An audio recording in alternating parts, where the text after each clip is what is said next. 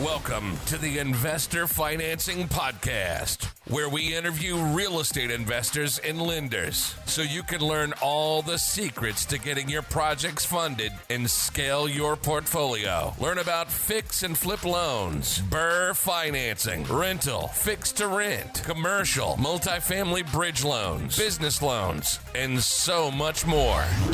And now, your host, Beau Eckstein.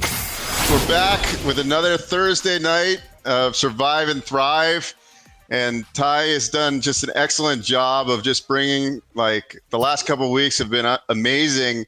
And tonight's going to be, I think, going to be more amazing for the fact that we've got a couple great stories. And these are like people that are out in the streets doing it. They're not some gurus. And what I like about this group too, they're all have a real estate agent background, and they're also investors, which I think is a great way to go. Same way I am, same way Ty is, and I think it really helps us find and source deals. Same thing with Thatch when we interviewed Thatch a couple weeks ago. But anyways, thank you for coming on and listening and watching tonight. Please invite people to our Facebook group. We're 400 people under 10,000, so we'd like to get 10,000 in the next week or two, and then grow it from there. And it was actually Ty's idea to start doing live streams in the group, and it was actually the best idea we could have done. Obviously, COVID-19 and everything, but it's actually a great place to go when you're stuck at home. You can tune in and you can ask questions. We want you to ask questions. We want you to be interactive. But I'm going to stop talking now, and I'm going to hand the mic over to Ty, and he's going to do the introductions. Go ahead, Ty. Love it. Hey, great job to Beau. Shout out to Beau, because Beau put this together. And Beau, when did you start the Real Estate Investment Association in Walnut Creek? It was probably like 7 or 8 years ago. 7 or 8 years ago. So when I was living in Walnut Creek and at the gym, I would go to UFC gym. I was living in Walnut Creek, which I was kind of new to town. And I kept hearing about this guy, Beau. Who's Beau? I just kept hearing about him. And then finally I see that there's this dude, Beau, who's flipping houses. He's doing hard money. He's a realtor. He's buying rental properties. And it's really cool that Beau's a pioneer. He's a guy that put together a really great real estate investment club here locally in the San Francisco Bay Area. And it's cool because now we're able, obviously because of technology, COVID-19, we're able to just come from our home here as a weekly show on Thursday. Beau does other shows during the week. So for some of you that, during the week, Monday through Friday, he's got other people that he spends time with, a guy, Vinny Chopra. Vinny's amazing. He does a lot of big, large apartment syndication. Beau, how many apartment units does Vinny have? At his peak, it was 4,000. He sold a couple of his buildings, but he owns over, $250 million in his portfolio. Yeah. So they do a show on Fridays. So I would just encourage you, if this is your first time watching, or if you're new to the group and you've been popping on because some of the different guests that we've had, I would encourage you to really just, stay connected, watch some of the replays, and then watch for other stuff that we're doing. And I got to tell you guys, we've had some great guests over the last 4 or 5, 6 weeks. And I'm really excited today because we've got 3 guys that I call the young guns, the rising stars. These are guys that are near and dear to my heart, guys that I get to talk to every day, guys that, we share ideas. They don't know this, but, for me, when I was new in the business, I had people like Joe D and Alex Lair and Thatch and people like that I looked up to. And I was one of the, kind of the younger guys, or, a little bit younger than them coming up. But then also too now, I look at, like, with Danny, with Omar, with Adrian, these guys bring so much energy, so much enthusiasm, but also too, these guys are actually out there doing it at such a high level. So I'm going to just tell you a little bit real quick. Omar, I met probably about 4 years ago, 3, 4, 5 years ago. And, at the time he was flipping houses, buying rentals, and then also had a team and was kind of transitioning, not sure if he was going to break off, do his own brokerage. Basically somebody who really goes after it at a high level. Also, too, with Omar, what I love is that he loves his people. He loves his team. His brother works with him. It's a family business. About to have a baby. Really, really exciting stuff. So Omar's with us tonight. He's from the high desert. I'll have him tell a little bit more about himself. We've got also Adrian. And Adrian, what I love, I met Adrian, I want to say he was like 19 or 20. I want to say that I'll have him tell his own story. I want to say he was like, I don't even know were you licensed, Adrian, when I met you or no? No, I was still an assistant. He was an assistant. And I'm like, this dude is so persistent. Like we went out, I want to say we were in Napa and it was a large group, very successful. His mentor, very successful. The group he was with, we've got a mutual, some really good mutual friends. What I love about Adrian is just always just constantly pressing, learning, growing, and then also implementing. I'm going to have him share his own story. And then last but not least is Danny Navarro. And I shared a little bit with Beau the story. We met Danny Navarro at such a pivotal time. We had a friend that we'll just say we were having a going away party. And it was really unique that, Danny was just getting into real estate. I'll have him share, but he was such a gift and a blessing to the group that not only was he able to help our friend and give him some coaching that he needed so that he could survive and thrive in his new adventure. I'll have Danny share that. But I love about Danny is that he's just somebody that can be relied on, somebody who's grown so much over the last probably 5-6 years since I've known you, Danny. Amazing. Does development, infill development in LA, doing a bunch of stuff in downtown LA.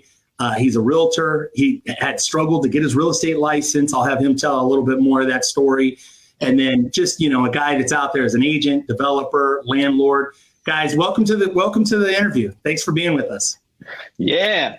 Right. Well, appreciate that. Thanks, guys. Love it. So I'm going to just kind of pass the mic, so to speak. And what I want to do is I want to just kind of get it going. So if you can give us, and I'm going to start with Adrian, just tell us like a little bit of kind of the early years, getting into real estate, what got you into real estate. Give us like the 3-4 minute version of kind of how did you find real estate and what was it for you young coming into the business? How did it all start for you? Yeah. So first and foremost, thank you, Ty. Thank you, Beau. Super excited. So really just appreciate it. But if anything, guys, I started off early in the industry. My dad was a real estate broker. My mom was in mortgage. My uncle was really successful in the mortgage business. And I was able to see the potential that this business was able to provide for you, right? And then we saw the crash. I saw, just as everybody. And then I veered off, thought, well, firefighting will be secure. And I hated that. Just didn't like it. I don't use the word hate. That's not a right word. I didn't vibe well with it. And ended up transitioning, did credit repair at 18. And then my uncle he was still trying to get his mortgage company back off the ground. He had a guy come out, he spoke, Danny Morrell. And I actually learned from Danny. Right when I heard him talk, I saw that there was more to the industry. And I got into the industry at 19 years old. I was licensed by 20. By 24, I was selling 30. I sold over 32. I sold actually 36 properties at 24 years old. Started flipping. I did my first flip at 24. Made some money, lost some money, kept flipping. And then we ended up moving markets. At 26, I moved my business from Rancho Cucamonga, the Inland Empire, to Orange County. That was a huge stretch. And then at the same time, I'm like, well, hey, since we're stretching ourselves, let's get married at the same time. So my wife and I decided to throw a wedding right in the mix of being stretched, and that stretched even more. And then I came to a realization of what I vibe well with and what I don't. Made some adjustments. Now I still have a great real estate team. We have a wholesale team and we have a flipping team. And we're starting to add more funnels as I'm learning from Ty, learning from Beau, and learning from everything you guys are doing here in the investment club. So I'm excited. Love it. Love it. Great job. Great job, Adrian. Let's go to Omar. Same question, kind of how did you find real estate? What were the early years like? What was the beginning for you, Omar, and kind of transitioning to where you are? Yeah, well, I would say, you know what, my dad, we opened up a restaurant when I was 12, 13 years old. And it's a funny story. Fast forward, after high school, I left and got my associate's degree, all that stuff, came back, didn't really know what I was doing. I started selling cell phones, the little Nextel phones that everybody has with the walkie-talkie. I had everybody up here in the high desert and I had the accounts for it. So that was pretty cool. And then one day on bar 2, there was a gentleman that comes into to our restaurant all the time. He said, "Hey, you ever thought about selling real estate?" I was like, "Yeah, sure." We're like, "Tell me, what's up?" He's like, "Yeah, you sell a house, you make commission." I was like, "All right, perfect." So seriously, I was 22 years old at the time. I had came back because I was a bartender in Vegas, and at the MGM, and obviously Vegas, 21 years old, 22 years old, making a bunch of money. It'll chew you up and spit you out, and that's what it did. I just loved to gamble at the time. Obviously, I was a kid, and I needed to take care of my career. Obviously, didn't know what I was going to do. So long story short, I started real estate when I was 23. And after that, I bought my first house when I was 24 years old. I bought my first house. And literally after buying my house, I was like, okay, this is the business I'm going to be doing for a long time. And I literally just kept grinding and grinding. 17 years later, this is where I'm at now. And it's been a crazy ride. Obviously, now I have a brokerage. I have an office. I have an awesome team that is just handling business. And I'm hoping that I'm able to share what I've done over the last 17 years to them to show them what's possible. I have a bunch of rentals. We flip a bunch of houses. And obviously, I've created a good database. Everybody talks about it, but I really did create one. And now I just get fed business on a consistent level or a kind of consistent basis. And so far, I think I'm over 1,000 properties sold, over 100 houses flipped. And I have a bunch of doors that pay me residual income. And honestly, I stress that enough to my team, and they'll all tell you, they're all watching, I'm sure right now. And I said, listen, every commission check that you do make in this business isn't just to get by. It's to make more money so you're able to reinvest that money back into real estate and create your long-term wealth. It's not the money that you make, it's the money you keep over a period of time. So honestly, that's been the number one thing that has helped me is I just paid attention to other people that did it. And I just went all in. Every time I made money, I just bought more houses. And that's kind of where we're at now. I appreciate you, Ty, for making this happen. Beau, Adrian, I talk to you a lot. Danny as well. So I appreciate you guys having this. So thank you very much. Awesome, dude. Love it. Great share. Great share. How old are you now, Omar? 41. Nice. I love it. And I got to add, if it wasn't for my girlfriend, Alyssa, I mean, she's set a lot of stuff straight for me. And I always had that idea of I need a partner. I need, a woman in my life that's going to be supportive.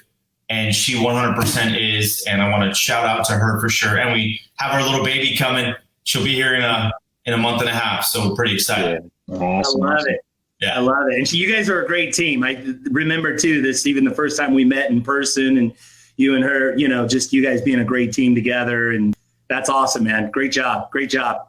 We're going to ask the same question to Danny. I think with Danny, he has such a unique, I think his young adult life is so unique and so different. I think half the people who are watching right now, and I'm looking at, we've got a great group on. I'm seeing a lot of familiar names. I see Thatch is watching, Fernando. I see Jeff Colon. What's up? Cool. Robert Watkins. We got a group. Half the group, I think they know you and know your story, but I think there's the other half that do not. And to me, it's always just very inspiring. So for you, Danny, what was your young adult life like, and how did you find real estate?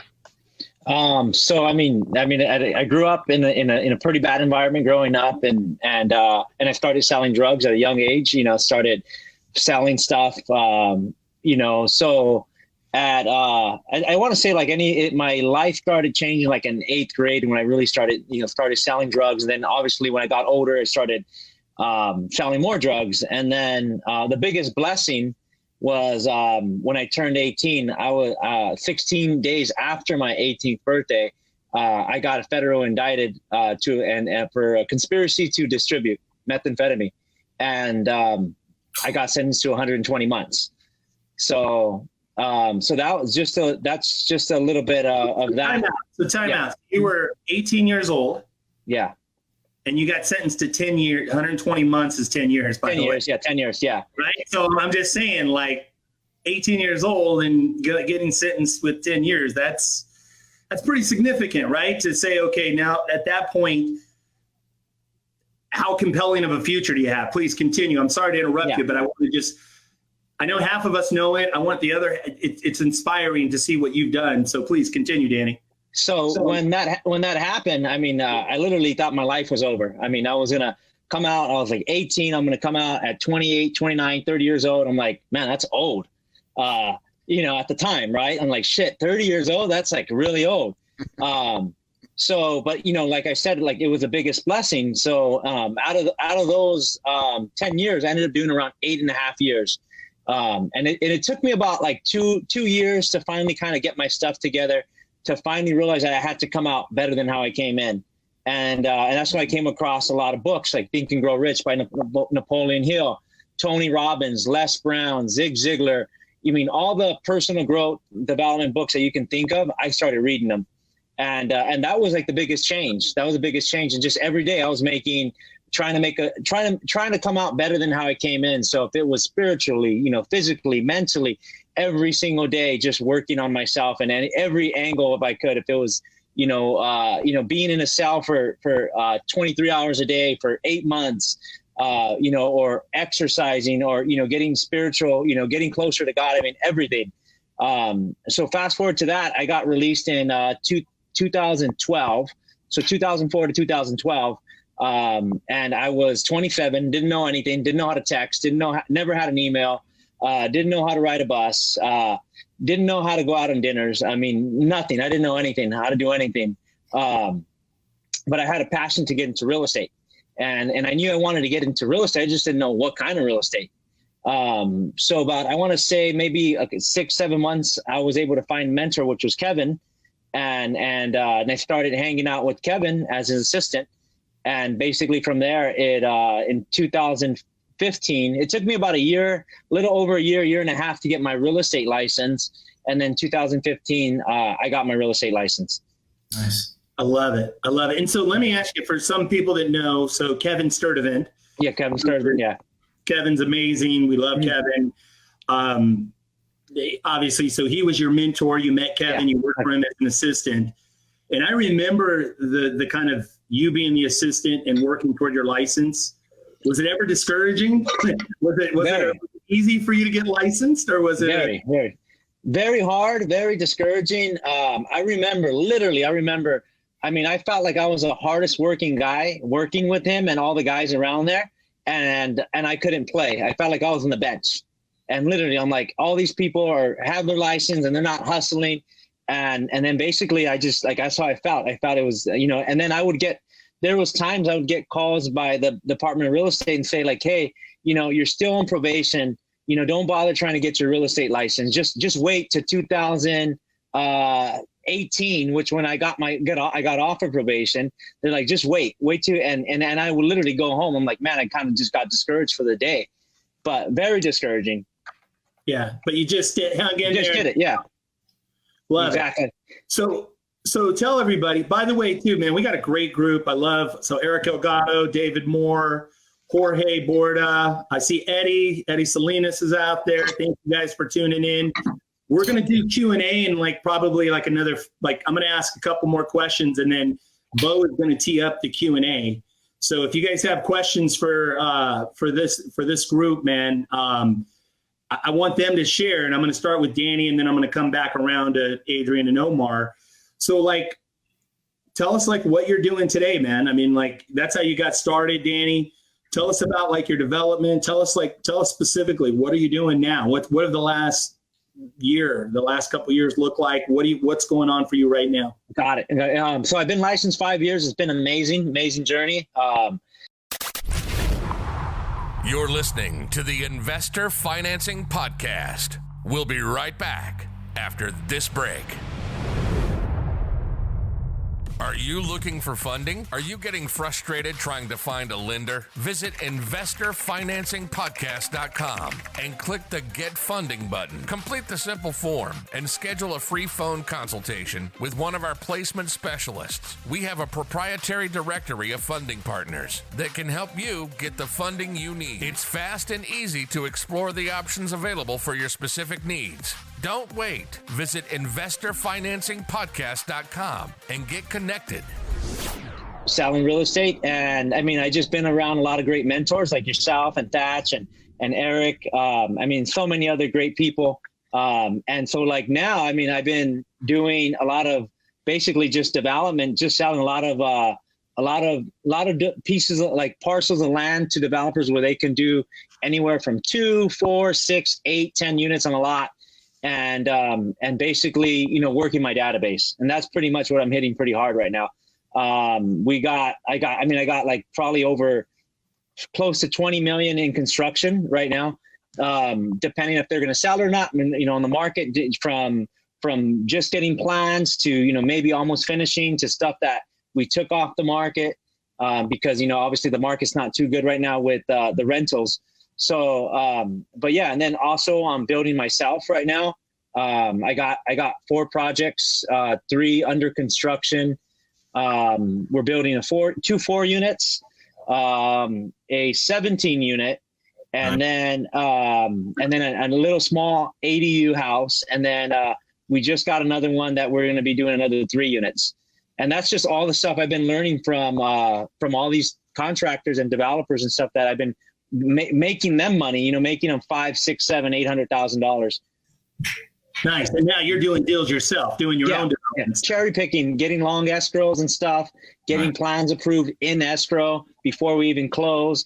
You know, nice deals, nice locations, anywhere from 10 to 15 minutes from downtown LA, which is Boyle Heights. A lot of stuff in Boyle Heights. I wanted you to emphasize that because a lot of people go, well, you know, where is he? You know, and so let me, I mean, just is LA, downtown LA, a competitive market for development? Very competitive. Yeah, very competitive. It's got to be one of the most competitive markets. California's got to be one of the top competitive markets in the country, right? And exactly. LA, what you're going after, right? Like, yeah. But you know, so I mean, I'm doing a lot in Boyle Heights, and it's just, you know, it's what we focus on. I just focused on that city, and like 2 years later, like I just, you know, started doing a lot of stuff in that city, and it's been amazing. And how long have you actively been working that specific the development strategy? 2 years, about 2 years. Yeah, 2 years. Yeah. Hard, and now it's really starting to take off. Is that now? Right? It's fun. Yeah. Now we're building our own stuff, and it's pretty cool because a lot of the stuff is streets away. So I'll go to one project, then I'll go down the street to the next project, then like another minute to the next project. So they're all close together, which makes it super easy for me. I love it. Dude. That's awesome, man. That's awesome. I love it. I'm going to switch. I'm going to go to Adrian. And I know there's people inspired. I'm looking at the comments. The comments are blowing up. People are super inspired, you know, by what you guys are sharing. So Adrian, kind of like tell us like what you've done. When did you move to South Orange County? And then maybe go into a little bit more detail of what you've built. I know you're doing some luxury stuff in South Orange County. I know that you're doing some wholesale. I think I wouldn't say it's new, but it's newer. And then I know you've done a ton of flips. Share kind of what you've been doing the last couple of years, and then even what's up now and kind of the direction, what you're working on, what you've done. Yeah, absolutely. So we moved to Orange County 2016. So 17, 18, 19, 20, 4 years ago. We've been here 4 years. It's crazy. We've been here 4 years. But I, you know, really trying to figure out what vibe was right with me, right? I think we said something on our role play the other day. We said, know thyself, right? It took some time for me to understand. I was in management, and I had to understand what worked and what didn't work. And so as I slowly transitioned, now my real focus is taking that retail side, the resale, right? The listings and the sales, really cranking that, making the mind share here in Dana Point and San Clemente. But most importantly, that's something that we're working on. But I really want to touch on the wholesale side, because that's the real thing that I put a lot of mind share and focus on and building it out.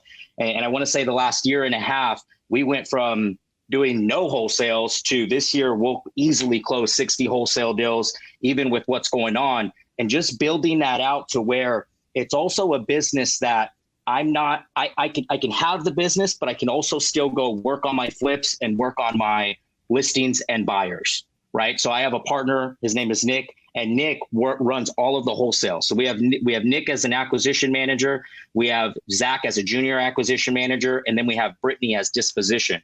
And all three of them pretty much run the company. And my job is I'm overseeing it, and I'm moving the right parts, bringing in the right systems, removing the wrong systems, and really just fine tuning it. So that's what I'm doing on the wholesale end. And then on the flipping end is I'm not with everything that's occurring with the COVID, where the goal was 30 flips. I'm gonna tame that down. It's probably going to be 15, but more in our criteria where we're netting $75,000 minimum per flip, where there's enough spread in there where if the market did change, there is that, there's that buffer. And so we're coming down. The goal's now 15 on the flips, and really ramp up the wholesale for next year. We have to, and I told the team this the other week, we have to get to 150 wholesales by next year. That's the goal. I love it, dude. I love it. And what I love too is you're adaptive, how you've leveraged yourself. You've got so Nick is awesome. Zach's awesome. I've been seeing your team, communicating with you guys, working with you, and of course in our accountability stuff that we do. But I love the way that you've leveraged yourself. You're building up other leaders. And I love that you're not just so one-dimensional. And I see a lot of people make the mistake where it's like, everything has to be mine, control. Right. And you're just like, hey man, I'm going to partner up. I know you partnered on a lot of your flips. I know you and Eddie work really, really well. And Eddie's an incredible flipper. We're going to get Eddie on the show too later. So, I know you've done really well with partnering with the right people and, experimenting with that. And also too, I love that you acknowledge some things have worked and some things haven't worked. And that's okay. You make the adjustments. So great job. Absolutely. And with that, guys, I learned this at Tony Robbins. Tony says, when it's about you, you've lost. It has to be about other people. And so one thing that I'm doing just in both retail, wholesale, flips, and anything I do, it's, okay, how can I also do this, but other people can eat too? It's not just me. How can other people eat too? How can my friends, how can I bring other people in to where they can also share a piece of the pie? They're not getting, 10%, 5%. It's actually worth it for them. And what I've noticed is they take it, like Nick takes it, he runs with it, he makes it his own, rather it being about me. So that was huge. When Tony said, when it's about you, you've lost, that really, really just stuck in my head. I love it. So let's go to Omar. Omar, for you, what is your business like? I know you've made some changes too in the last couple of years from, the team to now the brokerage. Maybe talk about kind of what you've been up to the last, for a while, and what you're building and what you're doing right now. Okay, cool. So obviously all I did really was just want to produce. Initially, you get in the business, all you want to do is produce, make commission checks, right? And I was finding out that I was just working 24/7 all the time. And, buyer sides, listing sides, I was really focusing on being a buyer's agent in the very beginning. And then obviously skills got better. Then I started becoming more of a listing agent. And in that meantime, I just wanted to buy houses because that's what everybody else was doing. And all the rich people got to where they got to by owning more real estate. And it just makes sense. So I started copying other people and I'm like, okay, I'm going to buy this house. I'll try to buy this. And at the same time, my skill set was increasing at the perfect time when the market was crashing. So knowing that in 2008, when everything dumped and a lot of people did lose a lot of money, I doubled down on that time because I'm like, hey, there's nothing available in my area that you can't build something for $30, $40, $50 a square foot. It just was not feasible, right? You can never do that in this market anywhere you go, not unless you're in Oklahoma or something like that. But in California, no way. So all I did was I doubled down in that time. I also had a bank REO account that was feeding me a bunch of REO properties. And I just took it one more step. I started representing these investors that were buying these properties. And I'm like, well, if you guys are doing it, making $20,000, $30,000, $50,000 on the flips, it's like, why can't I? I'm better than you. So not in a negative standpoint, but I know I can bring more value to the sellers in the equation. So I started doing what they did, except I turned it around and I made it a little bit better. So I started flipping more houses, obviously, in 2009, 10, 11, 12. And then I kept a whole bunch of them. And then I started hitting a wall. And obviously all of us in this business hit a wall where we cannot expand anymore. You're like, okay, what else do I need? That's when you get your systems in place, you get your assistant, you get your transaction coordinators. I was doing it all, TCing, assisting, trying to do it all. And you just can't, you'll burn yourself out. And trust me, I had plenty of times that I did get faced with that challenge. And now, obviously, I've studied what other people are doing, and I put all the people in place, the assistant, the TC. But not only have I done that, but I've also created the team and let them know, hey, listen, you don't need to spend the time on the TC aspect. You don't need to spend the time on lower producing activities when you need to focus on getting in front of more sellers and buyers. So I think I've relayed that message to them as much as I can, and I continue to do so. And now, obviously, being a producer for 50, 60, 70 transactions a year to I hit 100 or something like that. And then I opened up an office, joined Intero, obviously. And you and I spoke about that before, Ty. That was when I met you. I wasn't at Intero yet. And that's when I decided to make that jump. And now we have an office. We have an awesome team. Everybody on the team plugs in. And the best part, they listen. They listen to what other people have done. I'm teaching them. That's the name of the game. All these people that understand, and I'm sure Adrian and Danny, Ty as well, everybody that you explain how to do a business, only a small percentage will take exactly what you say and do it. And honestly, I was at 1% that actually wrote down the stuff, paid attention to everybody else that worked, and implemented my own flavor. And this is where we're at now, obviously. And then to add to the flipping and the wholesaling on a smaller level, not like Adrian, but my whole thing is I want more doors. That's the name of the game for me, is to create more revenue from owning property. And this is all I talk about all the time with the team. So I love it. Great job. And I love one of the themes too. It just kind of, I'm writing a few notes here, is that as you guys are sharing, I love that, modeling, right? So that's something Tony Robbins talks about, but it's like you guys all said it in your own way, is that you find recipes, if you will, things that other people are doing, and you're modeling the success of others. And I think that's so critical. And that's, everything that I've done is modeling other people. You guys are sharing that. And not only that, but I also love you guys are now also sharing and teaching to other people too.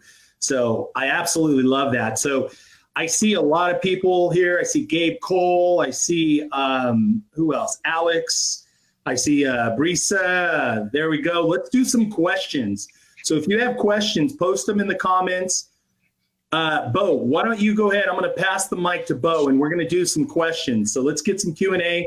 I've still got a huge list of questions, so I could keep going all night, but I get spend a lot of time with these guys. So, Beau, go ahead. Hit us with some questions from the crowd. Okay, so a lot of the people that are watching are not agents, okay? And everybody's problem is deal flow, right?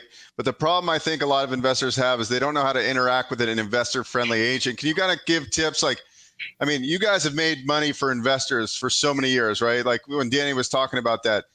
If you're an investor and you're not an agent, you want to find guys like that we're interviewing tonight, because they're going to make you a ton of money. And like, how do your favorite investors that you work with, can you kind of give me like some background of how you work with them? And like, I know when you find a deal, it naturally fits with them. Can you kind of tell me like 2 or 3 of your best investors you work with and how the relationship works? Let's start with Danny, maybe. Yeah, I mean, a lot of the time when I first, I wanted to learn about development, and I would try to find them deals.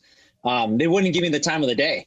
They, they would hang up on me, or wouldn't, just rude, or wouldn't, eventually I'd bring them deals, and then they weren't the right deals, and then worked really hard to find them this deal. And then it's like, no, it's the wrong kind, wrong deal. It's not going to work. But as I started bringing more deals, and they seen I was, more focused to what they needed and what they wanted. And they seen I was serious. They seen I was driven. They seen I was hungry. They seen that, that I was just really motivated.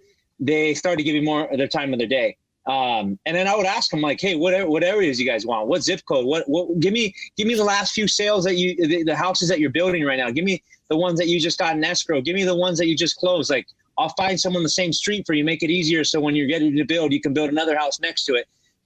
Give me the neighbor's house so I can go knock the neighbor's doors. As I was bringing value to them, they started giving more of their time. And now, like, they bug me. Honestly, I got builders calling me, wanting to talk to me, and I'm prospecting or doing stuff. And now it's like, I just got good relationships with a lot of guys, and I'm building right now. So I'll call them. Hey, I need a demo guy. I need this. This came up. What do I do? And they're coaching me as well. That's awesome. Yeah. So now just to kind of dive deep in what you're doing, because you're doing a really niche business, and I'm interested in it too, because I do a lot of construction lending. So right now your model is kind of finding these infill lots, right? So that's your kind of, is that your main marketing that you're really concentrating on, is finding infill lots and then figuring out what the highest and best use of that property is, the zoning? Yeah. That's incredible. I'd like to get more into it. We'll have to talk about that. But there's a question for Adrian. Thatch wants to know, who are you prospecting for your wholesale deal, doing 60 a year? Yeah, so it's absentee, high absentee, and baby boomers. That's really what we're focused on. Is baby boomers. We're pulling lists on Property Radar, on PropStream, and we're looking for those certain age criterias.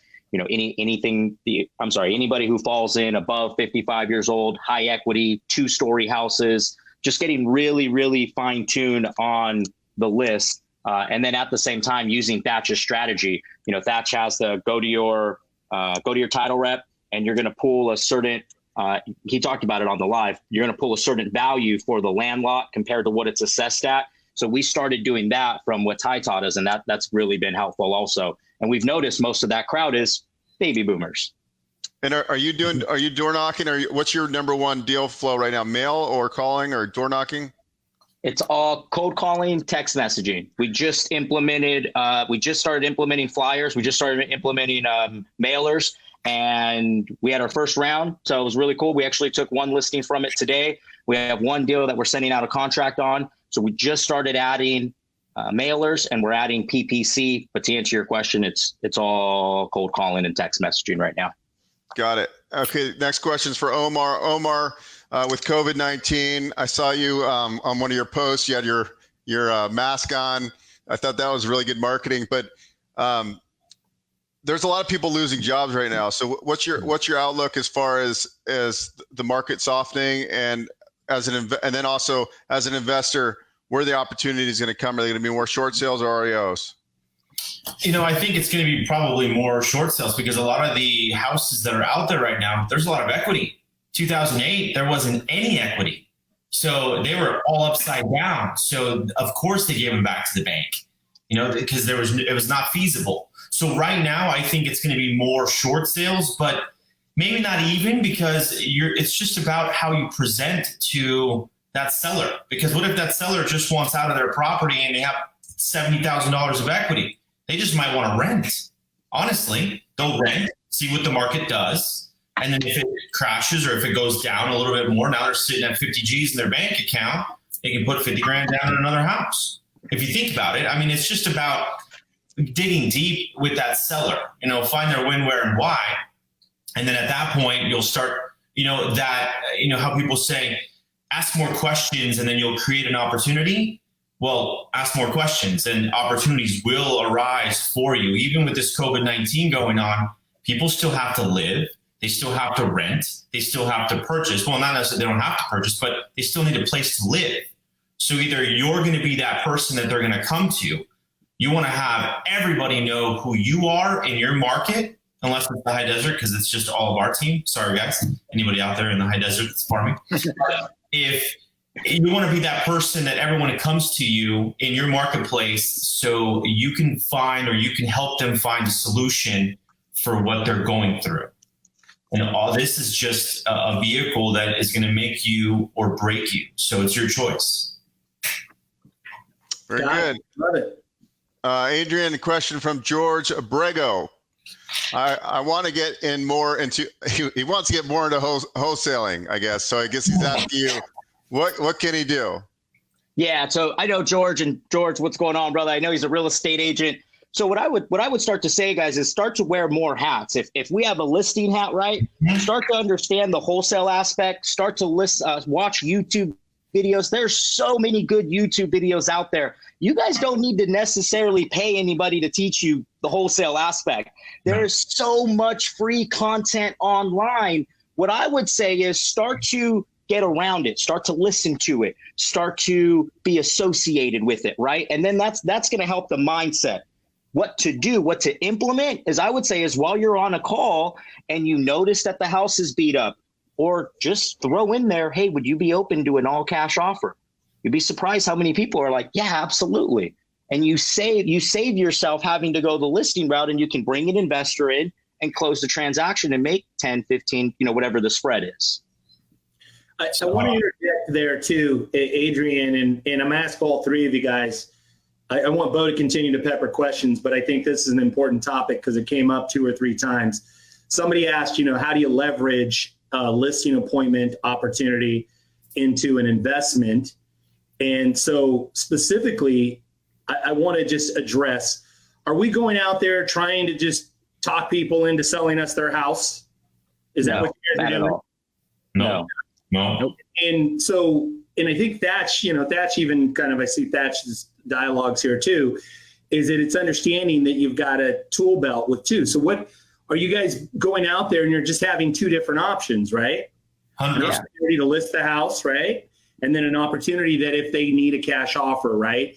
And so through asking a lot of questions, Omar said this earlier, and because I see it popping up here in the thread of the questions, it's important that you really get to understand the people's sellers, not necessarily just their wants, but what's their true need.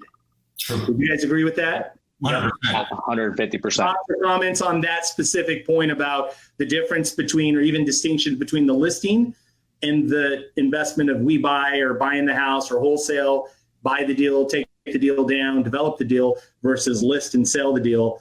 Thoughts, distinctions, real quick, and then we're going to go back to Beau. Yeah, I'll add to that if you don't mind, guys. As a matter of fact, I just went on a listing appointment. Actually, it wasn't a listing appointment; it was a purchase appointment. They wanted me to buy their house. I sat there, talked to them. They're separating, and that wasn't the case because I didn't want to buy that house because I felt bad. And honestly, if you help more people get what they want, you're going to get more in return. So I ended up taking that listing at $219,000. We have 4 offers on it in one day when I was going to buy it for $170. Okay. So granted, yes, that would have been a $50,000 spread right there, but is that really doing the right thing for that seller? Not necessarily.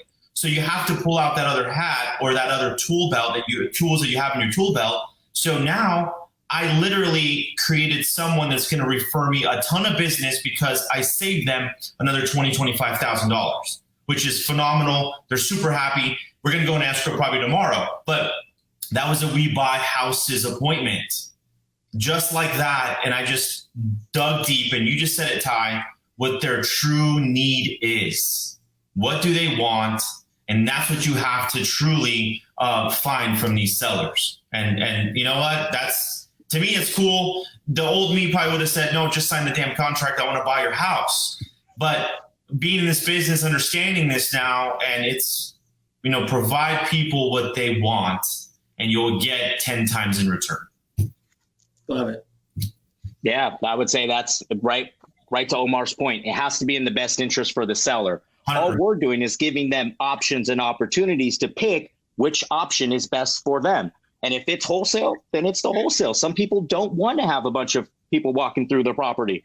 If it's bring a contractor in and flip it up or flip it for them and help them make the profit, it's in their best interest. So that's we're not sharks. We're not going in there trying to rob people of equity. I think that's really big that people need to understand. Wholesaling is not robbing people of their equity.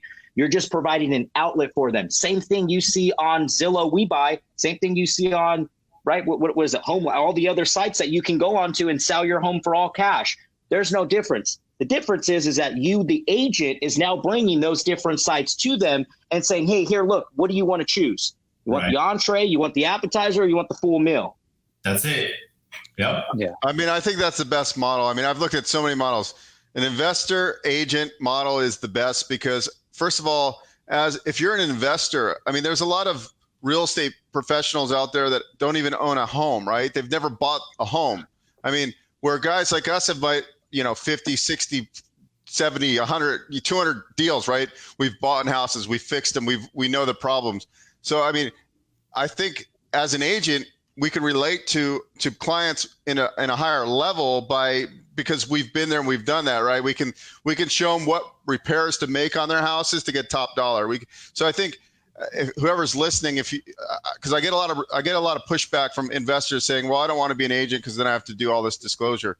Hey, it's okay. Yeah, it's really not that much different. You're just basically you got to be truthful and honest in your business dealings. That's like the main difference. Now here's a question for Danny. Danny, when you're looking and finding lots, let's say you find a good lot, how do you negotiate an extent? Because usually what you want to do before you close is you're trying to get at least your plans approved to create value before you close. Ideally, I mean, ideally, either two, exactly. So basically, ideally we would want to get the plans approved in escrow if we can. A lot of my deals are long escrows anyway. Most of the time, like they were saying like, oh, do we list a house or do we, buy it all cash? Like a lot of the sellers I work with, they don't even want to go on the market. So I bring offers to these people that don't want to go on the market, and then we open escrow. So a lot of them I'm on the buy side of the transaction, not really on the sell side. And then, we just kind of negotiate see what works. Sometimes it's, it's a quick close. Sometimes they're totally okay with a 4-month close with an extra $5,000 on top of the purchase price. And so it's just depends on seeing what the sellers are okay with. And that from the lending side, if you close escrow now you have approved plans, it's 10 times easier getting financed than as opposed to just a piece of dirt. So that's really good. Then it just saves the buyer, so much money too, like at least $15,000, $20,000 of just, hard money. Exactly. If they're not going cash.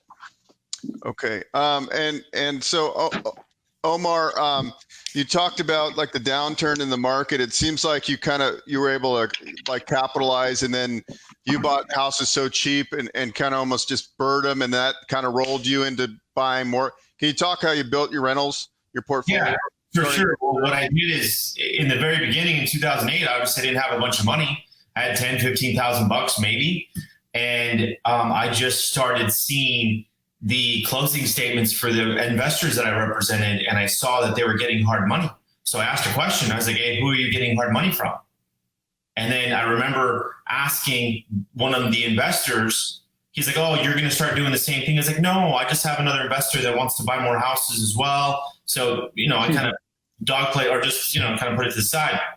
But I took that one hard money guy, bought one house at 13% interest on Viento, I remember, and in Apple Valley, and it was like $50,000 or something like that. And then I did it again on another house, put renters in there just to cover the payment. I was making zero money on this. And then with one of them, when the market kind of went up a little bit, I ended up selling it, making $100K on one of the transactions. And then I took that money and I started parlaying it. Got another, the listing appointments back then before it was popular to wholesale and before nobody knew that, hey, you can go on a listing appointment and get a deal. I started asking questions back then and saying, hey, well, what if I can bring you a cash offer? And I'm the listing agent. Nobody was doing this. Nobody in my area. And then they said, yeah, well, you can buy a house. Yeah, I can buy a house. I didn't know how. I got a hard money guy to do it. And then I started doing the same thing. And then after a long period of time, about a good 4 or 5 years of appreciation, sold a couple of them, made a couple hundred. And then I started keeping them because my credit got better.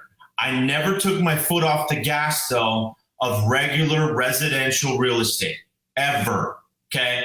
I still represented a lot of sellers and a lot of buyers. And at that point, I was the number one agent as a buyer like a buyer's agent in my area for 2 or 3 years in a row, because I was just putting people in escrow because they were feeding. I had to feed the investments because I didn't have any money. There was no positive cash flow. It was like $50, negative $200, negative $300, but I knew the appreciation was going to be there. So that is what I focused on. Never, and if all you agents out there that are listening, do not stop representing sellers and buyers, because that's what will feed you in the future. That'll feed your new business, your new investments all day long. I see so many times people stop. Oh, I'm going to be a wholesaler. Oh, I'm going to be a flipper. Have fun. Because you will not be able to, not unless you have super deep pockets and you got mommy and daddy money. And that's the only way you're really going to sustain any type of change of the market. So to answer that question, that's what I did. I went all in. I ate beans and rice, and that's it. I love it. It's important too. Thatch actually posted. Thatch had a question in here, and he had asked. He was saying, "Hey, are you guys still listing and selling?" And he kind of posed it to Danny. While you're waiting for as your projects are developing, are you still listing and selling, Danny? Yes, I have to. You have to. Yeah, right? Yeah, there's no way. I can't. Yeah, it's the vehicle. It's the vehicle. Right. So spot on, Omar, what he said. And I can tell you that when I had a complete disaster blow up was in 07, 08, I got big headed, right? I was like, man, I'm a developer now. And I've got, all these apartments and I've got all these infill projects. And then I was like, I'm just going to set my real estate sales business on autopilot over here. And my team will just keep listing and selling. And it was, basically that was the thing. When I took my foot off the gas of that was the engine that fed everything else, that kept deals and opportunities coming in. So would you guys agree and nod your head? Yes. I mean, right. It's important. 100%. Absolutely. Yes. And see, and for all the new agents out there that are trying to get into the wholesaling and flipping, forget about it. It's gonna happen. Just get good at your skills of representing sellers and buyers, and that will feed you in the future. It's not a short-term sprint. It's not a sprint right now. This is 17 years of me doing this business, and by no means I'm not done, because I'm listening to Ty, to Beau, and to everybody else that's on. I mean, Adrian and I have conversations, and you got to continue to learn. Humble yourself, because you haven't made shit. You have not made anything. Yeah, exactly. You're successful to what, right? 100%. I live in the damn high desert. I mean, literally, I want to be at the beach, but you're already there, Adrian. So it's all good. He's literally already there. He's literally, talk about a good flex. I love that he gets his MacBook and he's like, oh, here, the power is out. First of all, if anybody saw me, I was using a flashlight inside. I was using a flashlight inside, and my wife texted me, she's like, it's getting dark, go outside. The power's out at our house. So my computer may or may not die, but we're good. I would say to Omar's point though, you guys, my worst year was when I took my foot off the gas of that listings and sales. If you're an agent, you're not replacing anything. You're just adding on. You're adding on. That's it right there. So you're expanding and becoming more dynamic, more skill sets, being able to wear multiple hats. And no, I love it. So Beau, keep going, man. You're doing a great job with the questions. Sure. Danny, what's your kind of your 1 to 2 year goals from now? What are you looking to do? What are you looking to implement in your business going forward in the next, say, 24 months? 24 months. I mean, just like for this year, just like want to try to do like 50 transactions of just the regular stuff and the regular real estate stuff. And then to like $20,000 a month of passive income is the goal. Like that would be the goal. 20K. I love it. Mm-hmm. Omar? 100 deals. But you know what? Scratch that. Everybody wants to make 100 transactions, right? You can still do it with 40 transactions if you're smart with your money and reinvest it. My whole goal now is to see my team succeed in what they haven't achieved before. My brother, Alex, Avon, everybody that's on the team right now, and it's a mini office. I want to see them succeed so bad, because I know they're going to understand how I got there, and then they're going to see the challenges. I'm going to try to help them not come across the challenges, but at least I want to see them succeed. And, personal goals, obviously, we're there. I do want to make 100 transactions again, but I want 100 doors. I want 100 doors. And before I get to 100 doors, I got to get to 30 doors. And I currently have 22 doors. So it's to a good point right now, but we're not done. And I just want to be a little bit smarter with the money that we have, and it's got to be working. I was talking to Adrian earlier, and I was like, hey, I'm all in.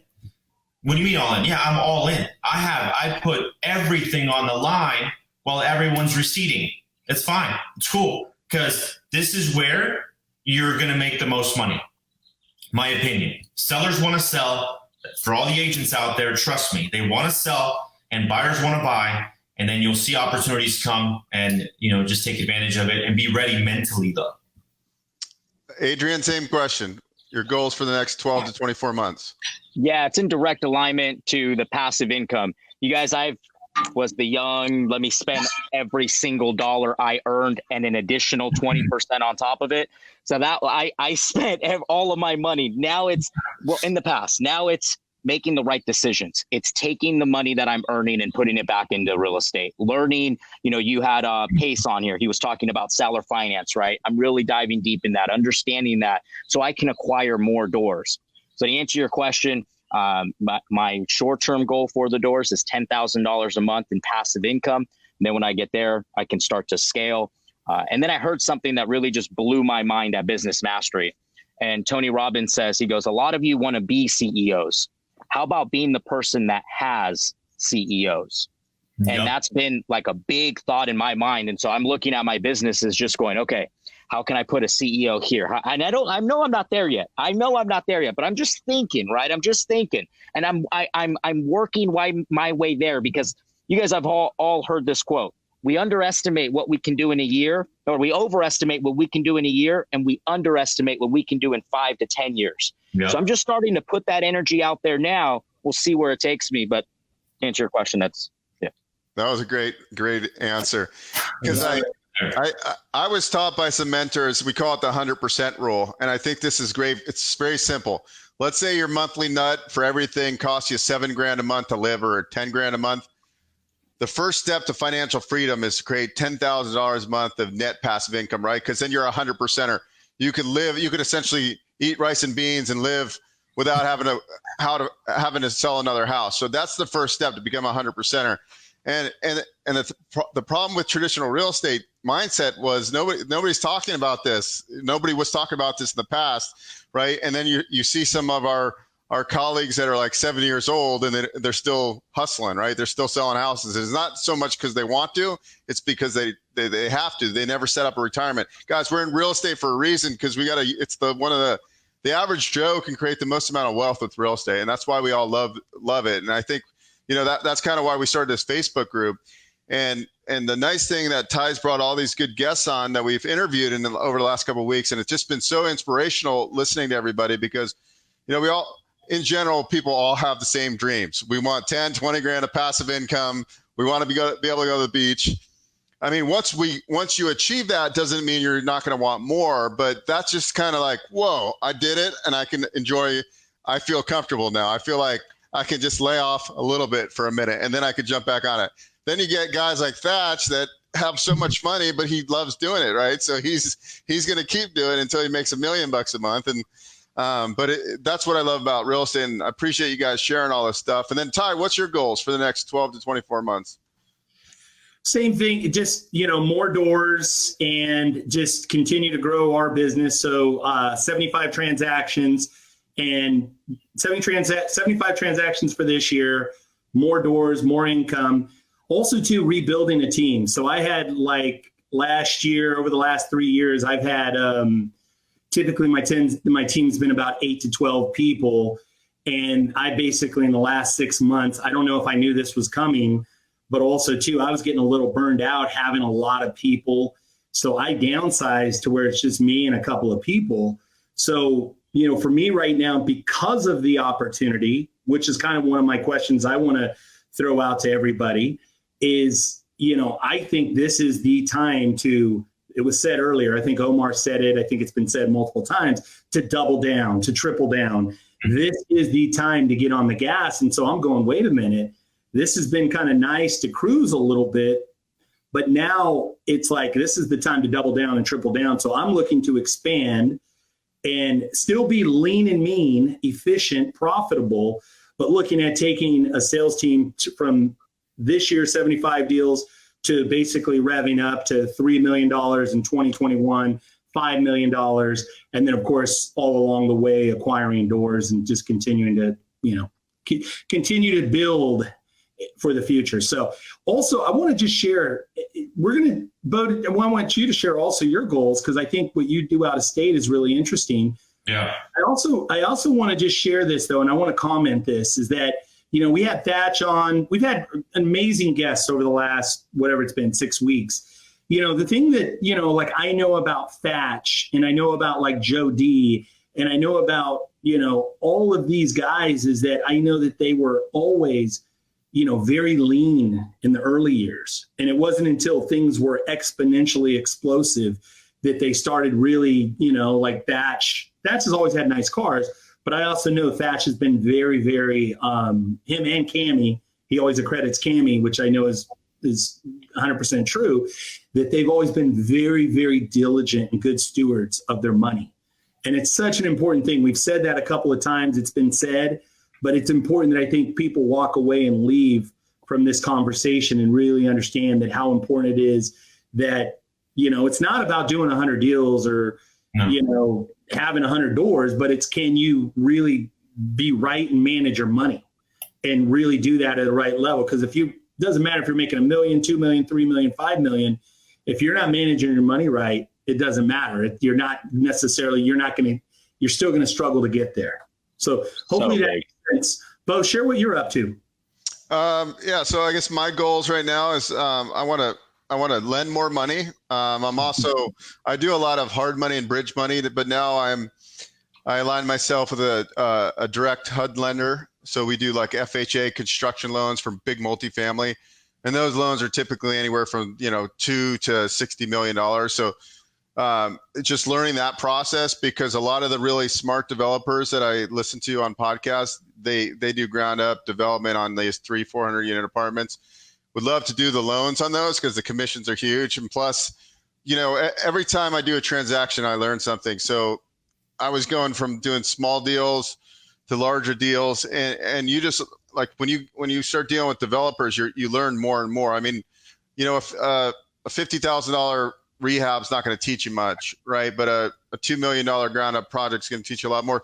So kind of dive deep in my lending business and grow that. And I'm also starting a platform to connect lenders and commercial loan brokers together. And because there's so many lenders that most brokers don't even know about. And there's so much, even now with the slowdown, like 60% of the hard money companies, the institutional monies lenders, they went out of business right now. They're all shutting their doors because there's no liquidity, but there's tons of money everywhere flowing. So I want to be that kind of that piece that puts everybody together, because I'm a natural born connector.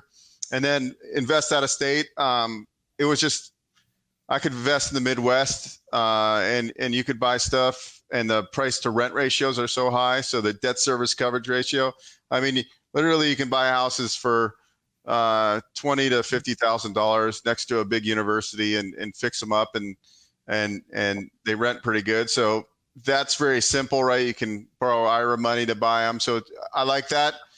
But now that I'm in Nevada, I got away from the Bay Area. The Bay Area is not a very good cash flow market. I know Thatch would disagree because he buys in the infill. But it's hard to go buy a $600,000 house and get cash flow, single family, unless you're doing something crazy to it. So I like the Nevada and Arizona market here because the price points are a little bit more reasonable. I think you can find better cash flow. So I'll probably acquire here. When I was in the Bay Area, I flipped a good amount of homes over the last 15 years. Ty's brought me some deals. He said I was the easiest buyer he's ever worked with. And that's always a good thing too. That's the thing I want to point out though. Like when you find guys like Ty that can feed you deals, you want to make it easy on him, right? You got it. Like, you just like, he knows if I say I'll buy the deal, I'll buy it. I'm not going to jerk him around. So Ty has probably five guys like that, 5 guys and girls that he's going to bring those deals to first. So when you find a Ty out there or one of us, right, you gotta realize you gotta build relationships with people that can deliver you these wholesale deals. But other than that, I mean, just I want to keep doing these interviews, and I keep on learning, reading. I'm on the keto diet, losing weight and working out every day. I mean, believe it or not, I'm 43 years old. I know I look like I'm 25. I love it. Flex. I love it. So let me, Eric Elgato asked a great question. He said, what about if you don't have a license and you want to, if a person doesn't have a license yet, how would that person acquire doors and revenue quickly? So that was from Eric. I want to hear from the 3 panelists. For Adrian, go for it, then Omar, then Danny. Yeah, I would say if you don't have a license, I have a mindset about it, to each their own. I think it's better. And for a mindset wise, I believe every wholesaler, every flipper needs their license. I believe that. But I also believe, like, you don't know what you don't know. And if you don't have your license, just simply go knock on the doors that you guys see. There's nothing wrong with saying, hey, I'm open to buying your house. For sale by owners happen all the time. People walk up and buy houses all the time. What I would say is go find a deal. Drive, Thatcher always teaches this. Drive by you see the tweaker blinds. You ever see the tweaker blinds? Get off, have the courage, go knock on the door. You see the high grass, you see the blue tarp on the roof.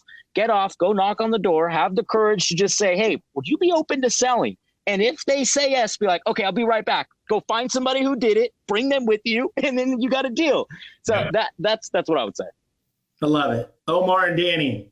Yeah, I would add to that. Obviously, door knocking is the number one thing. Obviously, and think about it. If you door knock right now, you'll probably get somebody to answer the door because they're home. So is there a line you're crossing? Sure. But how bad do you want that door? Think about it. You don't have a license. Get with a realtor that could probably help you, that doesn't know how to flip or doesn't know how to invest, because they'll feed you the deal if you don't have a license. So definitely knock on that door for sure.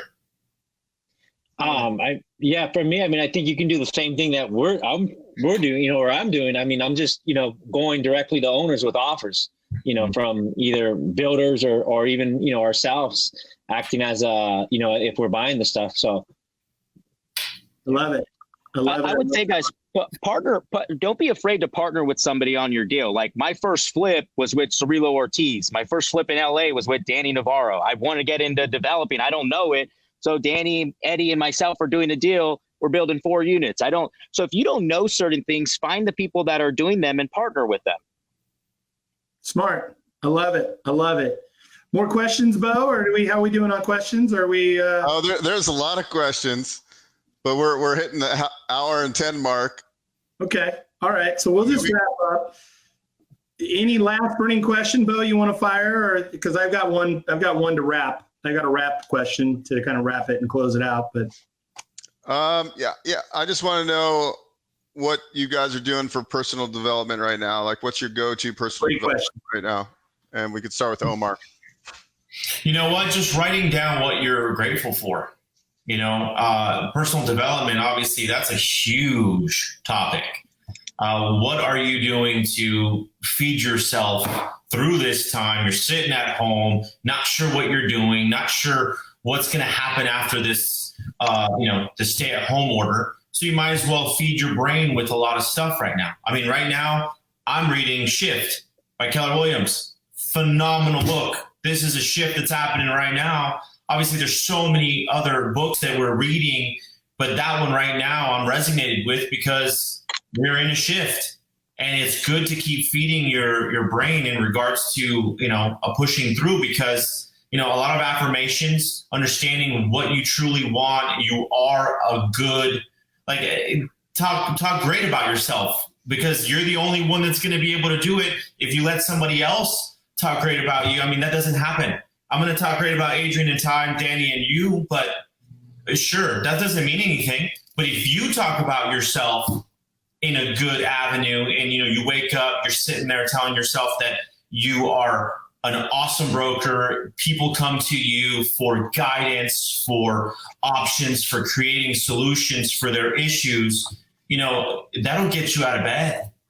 That will get you out of bed. So along obviously with all of our whys, my why obviously is my daughter that I have now, and our new daughter that's coming, my family. And that gets me up every single day. And that's what I'm focusing on.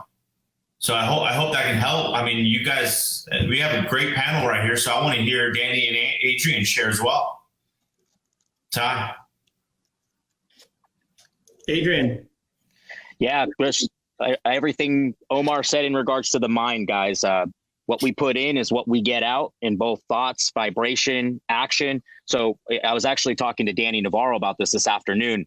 I reamped all of my affirmations. I made new affirmations. I reamped my statement of desire. If any of you don't know what your statement of desire is by Napoleon Hill, it's in the book Think and Grow Rich. I redid that. I redid my vision statement. I redid my millionaire being. And this is all little things that I read in the morning, right when I wake up, just to really help me get connected and aligned for what I'm doing. That in the mind and understanding this. Yep, there it is, right? The pre-flight, there it is. So I redid all of mine yesterday, got them all laminated today. And then we've heard this before. Some of you may be new to it. Some of you have heard this from Tony. This whole thing that we're doing is 80% mindset, 20% what you do, 80% what's up here. So take control of it. That's all I'm working on, right? It's easy to make money. It's hard to make a difference. And the difference starts in your mind. That's all I've been focusing on, is just programming this, affirmations, incantations. So yeah, I can go on, rant on about it, but love it. Yeah. I love it. Can I add, and you know what? I missed it. Sorry, Danny. I don't want to take your thunder. No, the person obviously that has affected me the most, my sister.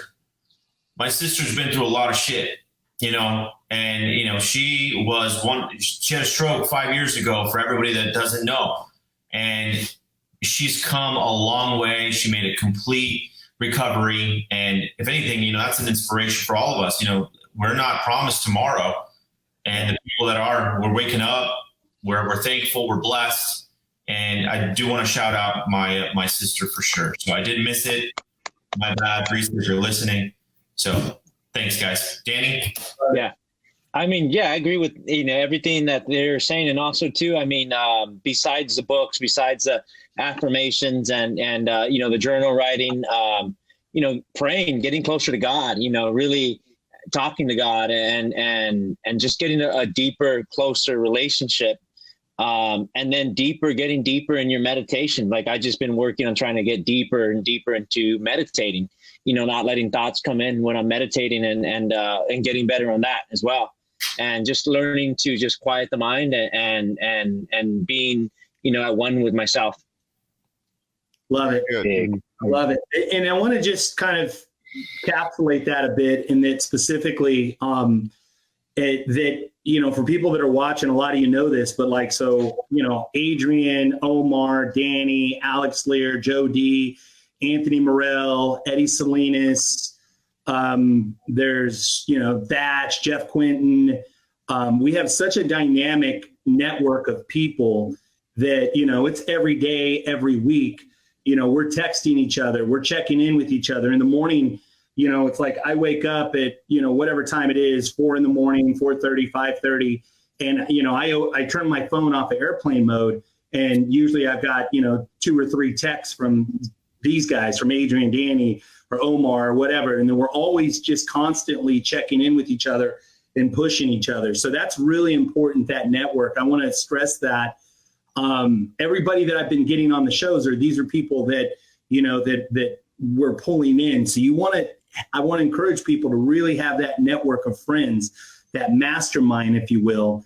It's so critical. So last thought and question, we're going to wrap on this one, is that specifically, I want to just kind of encapsulate. We shared a lot of really good information. You guys were on fire tonight, man. Thank you. This was, the panel like this, you guys shared so much, and it was, the beauty too, so authentic. You know what I mean? Like, there was no looking good. It was like, this is who I am. This is what I do. This is where we're at. Specifically, a lot of people have asked in different ways on this. What I want you to think about it two-prong. What are you doing right now in your daily routines, in your action items, in your weekly, daily? What are you doing to survive and thrive? And what are the top 2 or 3 things that people need to do? Because I think that's important. People are looking for leadership right now. What are the 2 or 3 things that you're doing that we need to be doing collectively, individually, on a daily, weekly basis to survive and, more importantly, thrive during this uncertain time? Adrian. Yeah. Squat up. That's what I say. Squat up. During this time, squat up. Find the people that you can squat up with. We have a morning mastermind that we're doing. We're all prospecting together.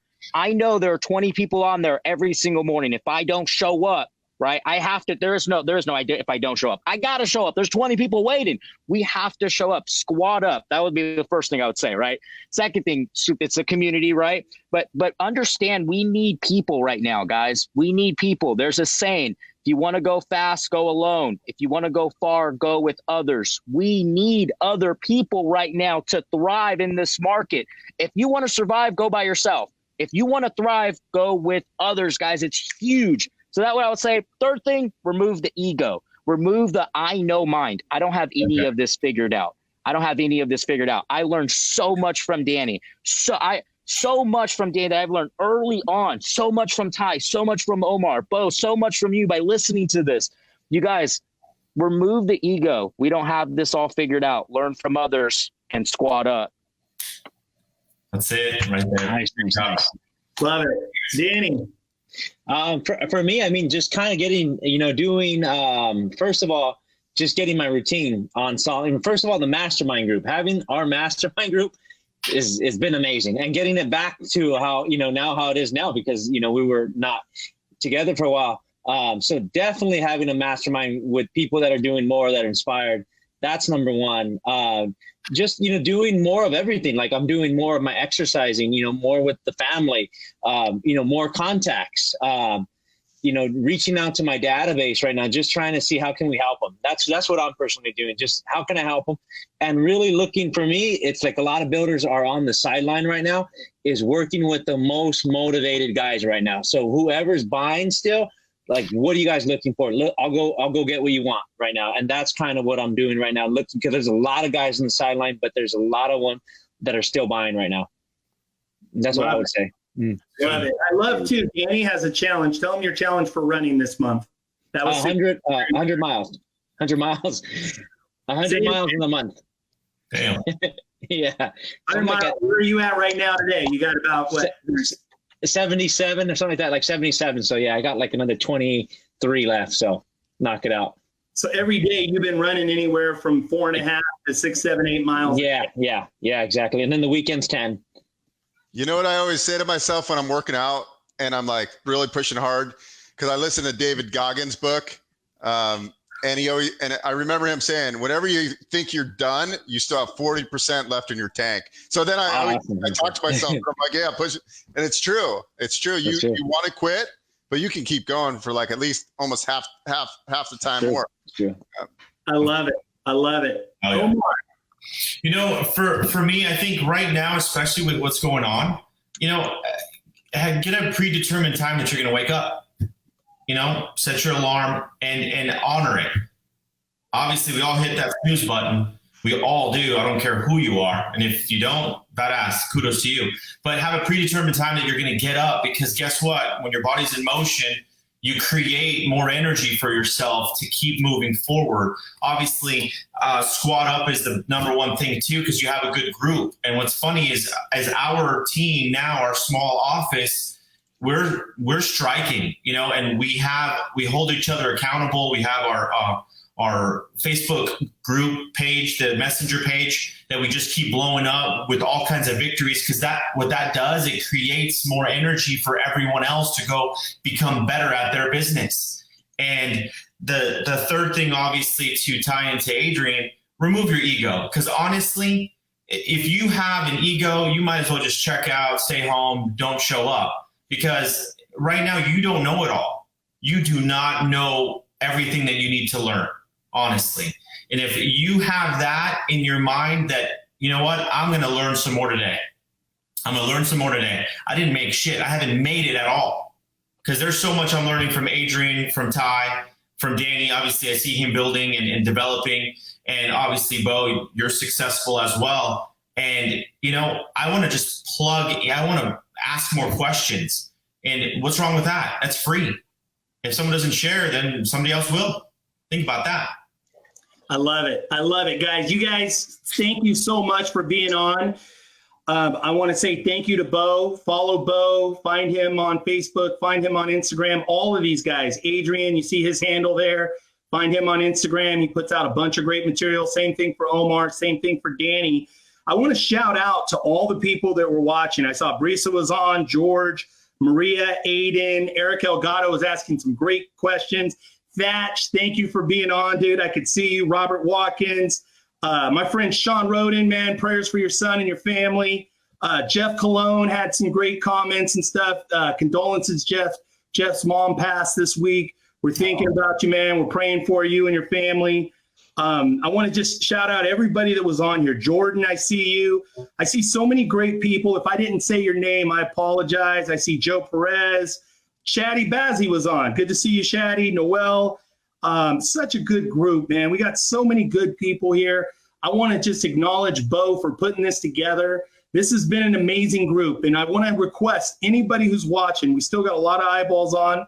If you were watching this, if you've been watching the series and you get a lot of value, please share this with, on Thursdays, my post, reshare it, Beau's post, invite somebody. Also, if you have a guest that you would like to see, somebody that you think or know that's crushing it, somebody that is, number one, is a giver, somebody, I don't know if you noticed that's been a theme. There's a lot of badass people in real estate, but for this show, we want people that are givers, people that are about contribution.